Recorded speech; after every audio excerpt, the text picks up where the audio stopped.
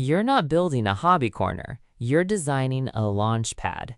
And if you set it up right, your 12-year-old won't just follow tutorials, they'll start inventing solutions to problems they notice on their own. My name is Chloe Miller, and I've spent years figuring out what actually works when you're trying to turn a bedroom corner into a real working STEM lab. You're listening to the STEM Lab podcast. Quick heads up before we get started. Everything you're about to hear is researched, fact-checked, and written by real human authors, but the voice you're hearing right now is AI generated. Just wanted to be upfront about that. If you've been listening for a while, thank you for being here, seriously. And if this is your first episode, welcome. I think you'll get a lot out of this. We drop new episodes every Monday, Wednesday, and Friday, so there's always something fresh to check out. Today we're diving into exactly what you need to set up a real working STEM lab at home for a 12-year-old. And I mean a real one, not just a toy shelf. Let's jump in. So let's be clear about what we're doing here. A proper STEM lab setup for a 12-year-old isn't about piling up gadgets. It's about creating an environment where your kid can move from guided projects to self-directed experimentation, from visual block coding to actual text-based problem solving. This covers infrastructure, tools, software, consumables, safety protocols, everything you need to support genuine skill progression, the kind that translates into real competencies, not just weekend entertainment. Now, before a single kit arrives, you need a workspace that can handle sustained experimentation without bottlenecking creativity. Start with power management. You'll want at least 4 independently switched outlets on surge-protected power strips. One for a laptop or desktop, one for 3D printer or soldering station power cycles, one for microcontroller testing, Arduino, Raspberry Pi, BBC Microbit, and one for adjustable LED task lighting rated above 800 lumens. 12-year-olds working with breadboards need shadow-free illumination, and you don't want them unplugging or writing print just to test a circuit. Ventilation matters more than people think. If you're running enclosed 3D printers or soldering stations, you need either a window-adjacent setup or a small exhaust fan rated for workshop use. PLA filament fumes are minimal but not zero. Proper airflow matters for repeated multi-hour sessions. You'll want a static, safe work surface, a 24 by 48-inch workbench at 28 to 30 inches height. Standard desk is actually too tall for comfortable electronics work, with an anti-static mat and grounding strap. You're protecting sensitive components. Microcontrollers, environmental sensors, motor drivers, they die from electrostatic discharge, and it kills silently. Storage with categorical separation is critical. Stackable, labeled bins for consumables like jumper wires, resistors, capacitors, spare filament, tools like multimeter, wire strippers, hex keys, and active projects. Mixing half-finished builds with raw components creates workflow friction that discourages independent work. I use transparent 6-quart bins. Your 12-year-old can see what they need without excavating. Wall-mounted pegboard for tool organization keeps precision screwdrivers, flush cutters, needle nose pliers, and safety glasses within arm's reach. If your child has to hunt for a tool, they lose momentum, and momentum matters more than you think at this age. It's the difference between "I'll finish this later" and actually finishing. Fire Safety Baseline, a 5-pound ABC fire extinguisher rated for electrical fires, mounted within 6 feet of the workspace. You're introducing soldering irons, lithium polymer batteries, devices that draw 10+ amps. Hope you never need it. Have it anyway. Moving on to computing hardware and software. At 12, your child is ready for professional-grade development environments, not just educational sandboxes. The goal is building fluency with tools they'll encounter in actual engineering and research contexts.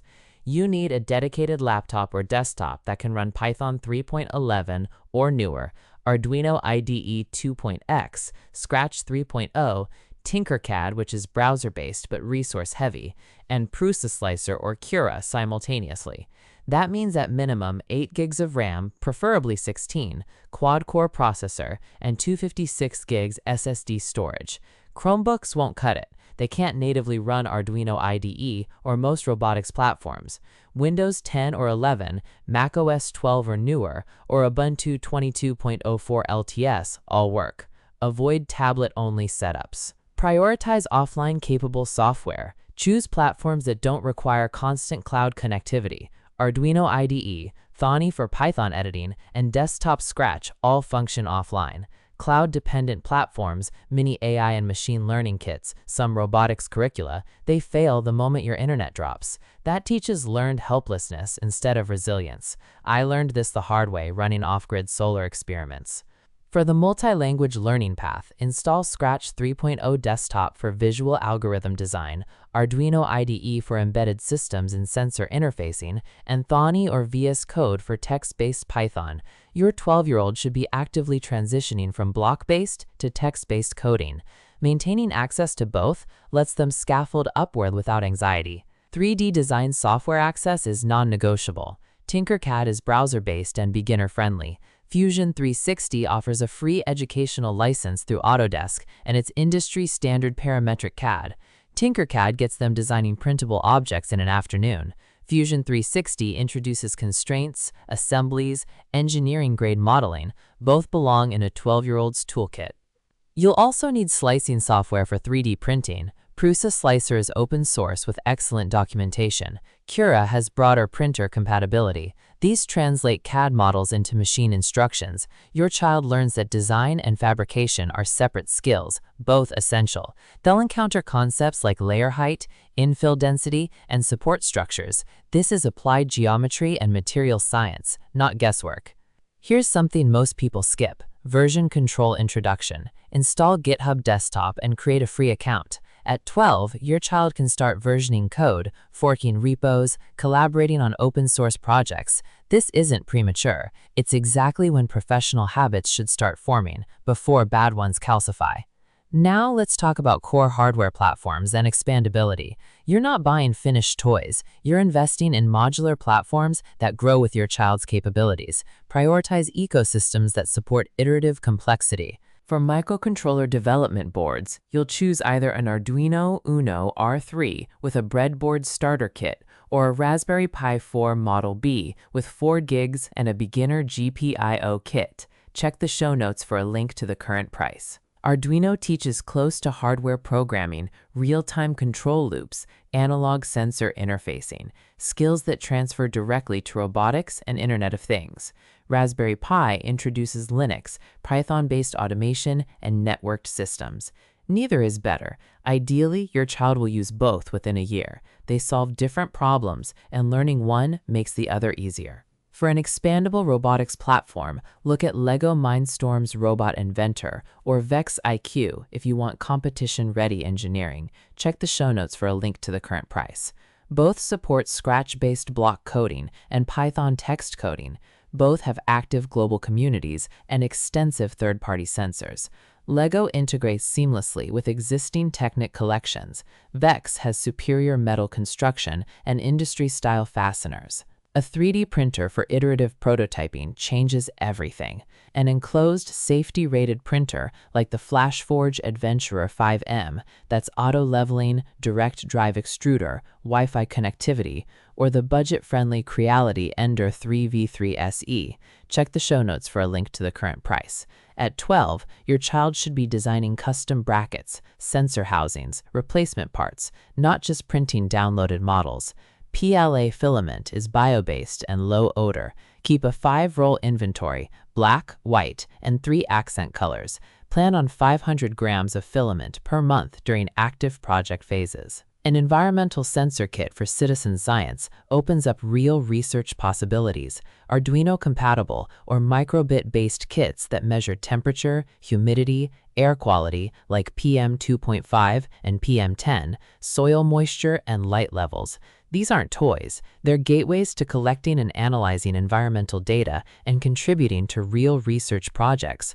Look for kits with data logging capability, SD card or cloud upload, and CSV export. Your 12-year-old should be graphing trends in Python or spreadsheet software. A soldering station and hand tools matter for permanent builds. Temperature-controlled soldering iron, adjustable from 200 to 450 degrees Celsius, lead-free solder, flux pen, brass sponge tip cleaner. 12 is old enough to learn permanent electrical connections.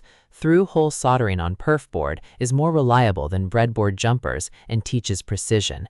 Add flush cutters, wire strippers for 20 to 30 AWG, precision screwdrivers, and a basic multimeter. These tools last decades if maintained. Buy quality once. A renewable energy experimentation kit gives hands-on energy literacy. A small solar panel array, 10 to 20 watts, charge controller, and rechargeable battery bank for powering microcontroller projects off-grid. I built my first solar-powered weather station at 13. Watching your code run on sunlight you captured fundamentally shifts how you think about energy. Let's get into consumables, safety equipment, and recurring supplies. One-time purchases get the headlines, but consumables determine whether projects stall or accelerate. Stock these before momentum builds. An electronics components assortment is foundational. Pre-sorted resistor kit, quarter-watt, E12 series, 10 ohms to 1 megaohm. Ceramic capacitor kit, from 10 picofarads to 10 microfarads. Transistor assortment, NPN and PNP, and a spool of 22 AWG solid core hookup wire in 6 colors. Buy breadboard-friendly components with standard lead spacing. Expect to restock resistors and wire every 4 to 6 months during active use. 3D printer filament inventory needs to stay ahead of demand. Maintain at least 3 1-kilogram spools of PLA in different colors. Running out mid-print kills project flow. PLA has a shelf life. Moisture absorption degrades print quality. Store in sealed bags with desiccant packs. Budget around $60 a quarter for filament if your child is printing 2 to 3 times weekly. Safety gear and PPE isn't optional. ANSI Z87.1 rated safety glasses mandatory for soldering, 3D printer maintenance, and any work with flying debris. Cut-resistant gloves for handling hot print beds. A well-stocked first aid kit with burn gel. Teaching safety protocols now prevents the shortcuts that cause injuries later. Adhesives and fasteners round out the toolkit. Cyanoacrylate, CA glue, for instant bonding. 2-part epoxy for structural repairs. Blue painter's tape for 3D print bed adhesion. An M3 and M4 bolt and nut assortment. 12-year-olds should learn that different joints require different solutions. Mechanical joints for disassembly, adhesives for permanent bonds. Cleaning and maintenance supplies keep everything functioning. Isopropyl alcohol, 90% or higher, for electronics cleaning and print bed prep. Cotton swabs, compressed air, microfiber cloths. Dirty sensors give false readings. Oxidized connectors cause intermittent failures. Maintenance is a technical skill, not a chore. A lab notebook and documentation habit might be the most important item here. A bound gridded notebook for sketches, measurements, observations, troubleshooting notes. Digital is fine, markdown files in GitHub, but handwriting during active experimentation reduces screen switching friction. Documenting failures matters as much as successes. It's how engineers think. Now, hardware without guidance is expensive shelf decoration. You need a structured learning path that respects your child's autonomy while preventing aimless wandering. Choose project-based learning kits with skill milestones. Pick kits that explicitly state what your child will be able to do after completion, not vague age ranges. Learn Python basics means nothing. Write a function that reads sensor data, calculates moving averages, and triggers an alert is a testable skill. For coding platform progression, start with Scratch-based robotics, transition to MicroPython on microcontrollers, then pure Python 3 for data analysis and machine learning. This isn't arbitrary. It mirrors how professional embedded systems engineers learn, from high abstraction rapid prototyping down to hardware-adjacent optimization. Machine learning and AI introduction makes sense at 12. Start with Teachable Machine, that's browser-based visual model training, and progress to Scikit-learn in Python. Your child should understand supervised versus unsupervised learning, training versus testing data, and overfitting, concepts that underpin every AI system they'll encounter. Citizen science participation connects lab work to real research. Register for platforms like Zooniverse or SciStarter, where your 12-year-old can contribute to real research, classifying galaxies, transcribing historical documents, analyzing audio recordings. Then build custom sensor arrays to collect original environmental data. Online learning subscriptions work best as just-in-time resources. Platforms like Codecademy for Python and JavaScript, Brilliant.org for interactive problem-solving, or Khan Academy for math foundations. Your child looks up specific concepts when projects demand them, not as front-loaded lecture series.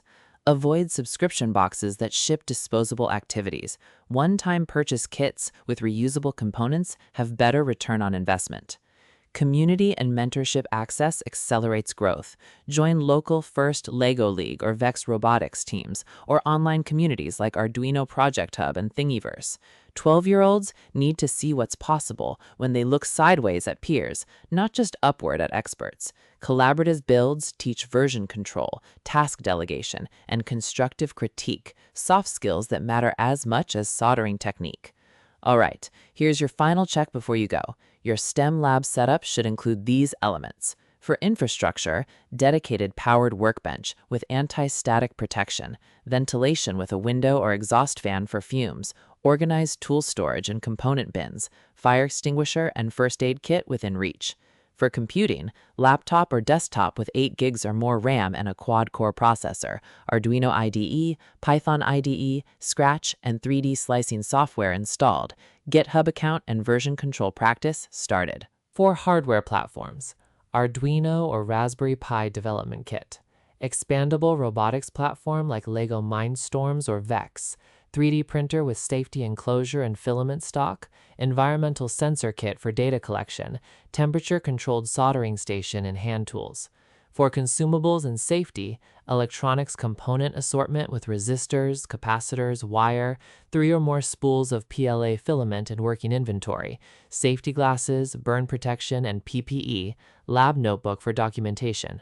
For learning path, project-based kits with explicit skill milestones, progression from block coding to Python established, citizen science or competition team participation, community access for collaboration and mentorship. If you've checked these boxes, you've built a functional research environment, not a toy closet. Let's tackle some common questions. What's the minimum budget for a complete STEM lab setup for a 12-year-old? Expect to invest approximately $800 to $1,200 for a foundational setup.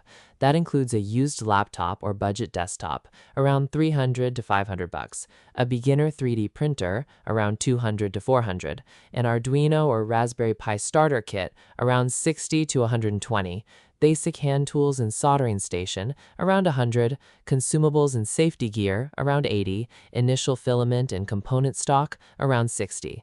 This baseline supports sustained skill development across electronics, programming, fabrication, and data science without requiring subscriptions or constant replenishment. You can phase purchases over 2 to 3 months, starting with computing hardware and a microcontroller kit, then adding 3D printing and sensor platforms as core skills solidify. Budget an additional $20 to $40 monthly for consumables like filament, components, and project-specific materials. How much space does a functional home STEM lab for a 12-year-old actually require? A 6-foot by 4-foot footprint, roughly the size of a twin bed. That gives you enough room for a 48-inch workbench, a rolling chair, wall-mounted pegboard tool storage, and a small shelving unit for active projects and consumables. The workbench itself needs at least 24 inches of depth to accommodate a laptop, breadboard workspace, and a 3D printer side by side without crowding.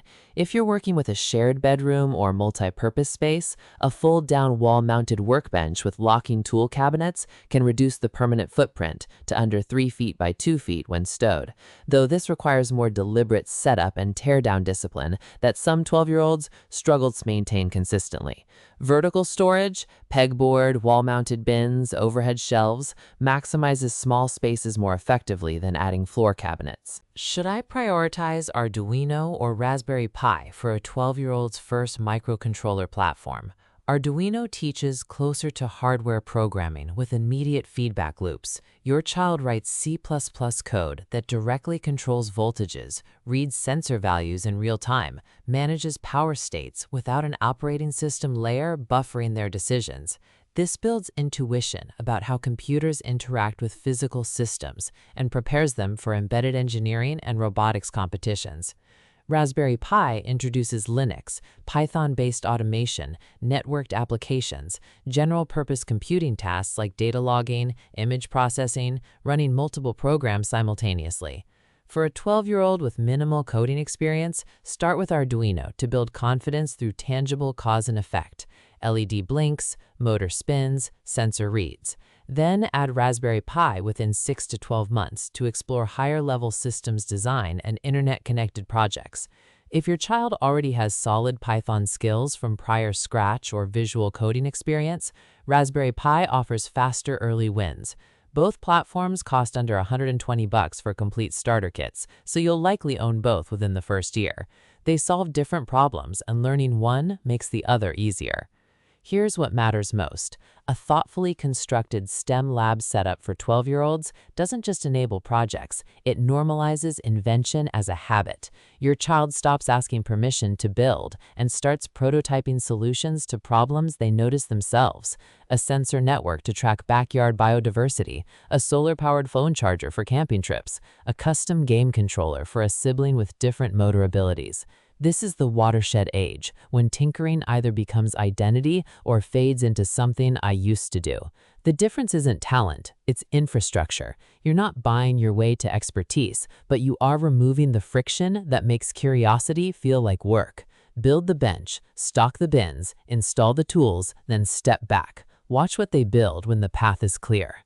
That wraps up this episode of the STEM Lab podcast. Thanks for spending this time with me. New episodes come out every Monday, Wednesday, and Friday, so you've always got something coming up. If you found this episode helpful, would you mind leaving a 5-star rating and writing a quick review? It actually makes a huge difference. It's how other people who are searching for this kind of content find the show. And if you haven't already, hit subscribe or follow so you get notified the second a new episode drops. I'll catch you next time.